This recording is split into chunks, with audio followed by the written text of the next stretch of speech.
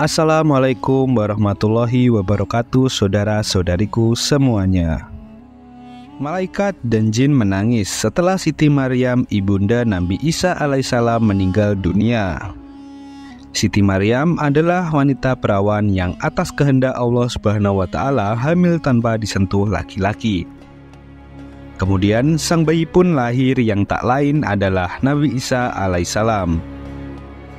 Nabi Isa begitu hormat, taat, dan sayang kepada Siti Maryam, hingga akhirnya Siti Maryam wafat dan membuat malaikat dan jin pun menangis. Sebelum kita masuk ke kisahnya, alangkah baiknya saudara-saudariku semuanya untuk subscribe channel ini.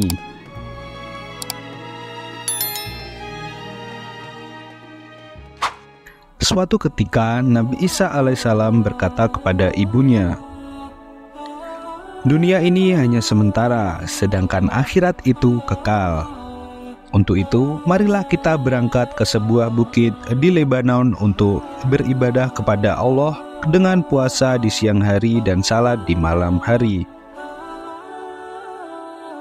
Perbekalan sudah tersedia di sana berupa daun-daun untuk dimakan dan air hujan untuk minumannya." Mereka berangkat dengan menetap cukup lama di bukit tersebut.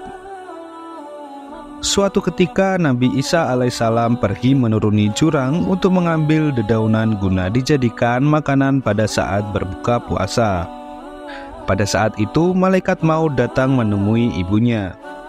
Setelah mengucapkan salam kepada Maryam, sang malaikat berkata, "Wahai Maryam yang tekun berpuasa di siang hari dan beribadah di malam hari.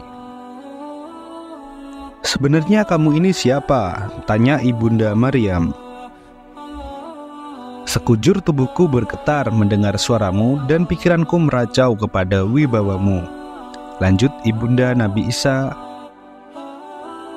"Aku ini yang tidak punya kasihan terhadap anak karena kecilnya, tidak hormat pada yang besar karena dewasanya. Akulah yang bertugas mencabut nyawa," jawab malaikat maut.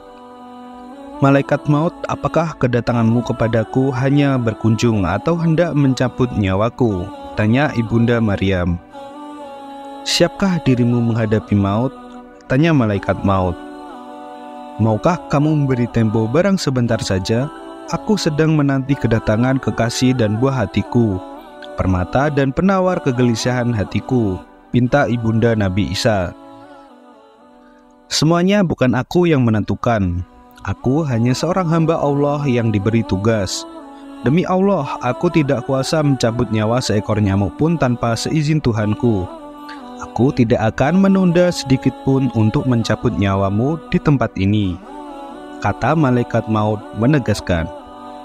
"Malaikat maut, kamu telah dipercaya mengemban tugas. Sekarang laksanakanlah tugasmu itu," sahut ibunda Nabi Isa. Malaikat maut pun kemudian menyabut nyawa Maryam. Nabi Isa datang terlambat ke tempat ibunya hingga masuk akhir waktu Isya. Ia datang menaiki bukit dan membawa dedaunan dan kubis di tangannya. Beliau tidak mengetahui bahwa ibunya sudah meninggal. Ketika melewati mihrab ibunya, dia memandang ibunya yang tegak di mihrabnya. Beliau mengira bahwa ibunya tengah menyelesaikan salat fardunya. Setelah itu, beliau meletakkan apa yang dibawanya dan kemudian tegak beribadah hingga tengah malam. Seusai beribadah, beliau memandangi ibunya dan memanggilnya dengan suara yang penuh kasih dari dalam lubuk hati yang khusyuk. "Salam sejahtera, mudah-mudahan tetaplah untuk Bunda. Waktu kini telah malam. Sekarang tibalah saatnya berbuka bagi yang berpuasa, serta tiba pula saatnya untuk beribadah. Kenapa ibu berdiam diri tanpa melakukan semua itu?" Begitu cara Nabi Isa menyapa ibunya. Setelah sekian lama menunggu dan tidak ada reaksi dari sang ibu, Nabi Isa pun kembali. "Memang tidur itu nikmat," kata Nabi Isa. Kemudian kembali menghadap ke mihrabnya. Tanpa sedikit pun makanan yang masuk ke dalam perutnya malam itu sampai sepertiga malam. Dengan menunjukkan rasa hormat kepada ibunya, Beliau pun memanggil lagi ibunya dengan suara yang penuh kasih. Salam sejahtera tetaplah kepada Bunda. Namun ibunya tak bereaksi sedikit pun. Nabi Isa kemudian menghadap lagi ke mihrabnya hingga terbit fajar. Kemudian beliau meletakkan pipinya pada pipi ibunya. Beliau pun memanggil seraya menangis. Salam sejahtera tetaplah terhatur untuk Bunda. Waktu malam telah lewat. Ini waktu siang menghampiri kita untuk melaksanakan ibadah sholat kepada Tuhan yang Maha Pemurah. Melihat kejadian itu, para malaikat dan jin pun menangis. Bukit-bukit di sekitarnya bergema. Melihat hal itu, Allah lalu menguji para malaikat. "Mengapa kalian menangis?" tanya Allah Subhanahu wa ta'ala. "Ya Allah, Engkau Maha mengetahui," jawab para malaikat. Kemudian Allah berfirman, "Sungguh, Aku Maha mengetahui lagi Maha penyayang." Tiba-tiba ada suara, "Wahai Isa, angkatlah kepalamu. Ibumu sekarang telah wafat dan Allah memberimu pahala yang besar." Nabi Isa mengangkat kepalanya sambil menangis terisak. "Siapakah yang menyertaiku pada saat sunyi dan sendirian? Siapakah yang menghiburku di perantauan ini? Siapa pula yang membantuku dalam beribadah?" kata Nabi Isa. Ketika itu, kemudian Allah Subhanahu wa ta'ala menyampaikan wahyu kepada bukit untuk menasehatinya. "Wahai Isa, apa yang kamu risaukan?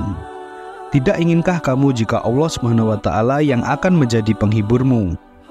Kemudian Nabi Isa pun turun dari bukit menuju sebuah perkampungan Bani Israel untuk meminta bantuan menguburkan ibunya. Namun para penduduk tidak mau dengan alasan bukit itu sejak lama dipercaya banyak dihuni ular kecil dan ular besar.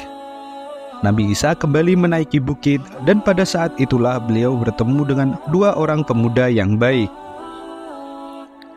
Ternyata kedua pemuda itu adalah malaikat Jibril dan malaikat Mikail. "Kenalkan, aku ini adalah malaikat Jibril dan ini adalah malaikat Mikail. Ini obat tubuh dan kain kafan dari Tuhanmu. Ketahuilah, pada saat ini bidadari surga yang cantik-cantik sedang memandikan dan membungkus jenazah ibumu dengan kain kafan ini." Lalu Jibrillah yang menggalikan kuburannya di atas bukit itu. Mereka menguburkannya setelah menyelati dan menghormatinya.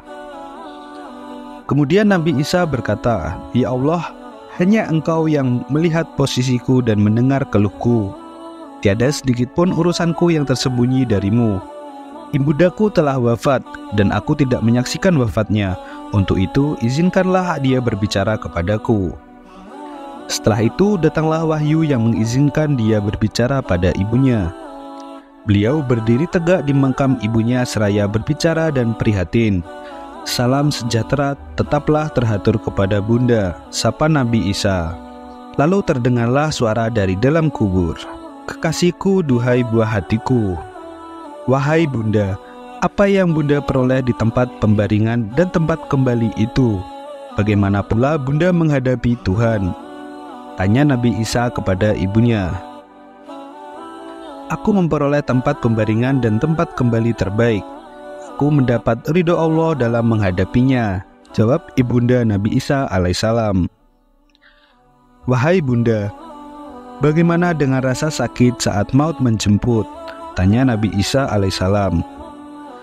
"Demi Allah yang telah mengutusmu sebagai nabi yang membawa kebenaran, rasa pedihnya maut masih belum hilang dari kerongkongan. Kehebatan malaikat maut pun belum lenyap dari pandangan mataku. Untuk itu, haturkanlah salam sejahteramu untukku hingga hari kiamat," tutur ibunda Nabi Isa alaihissalam.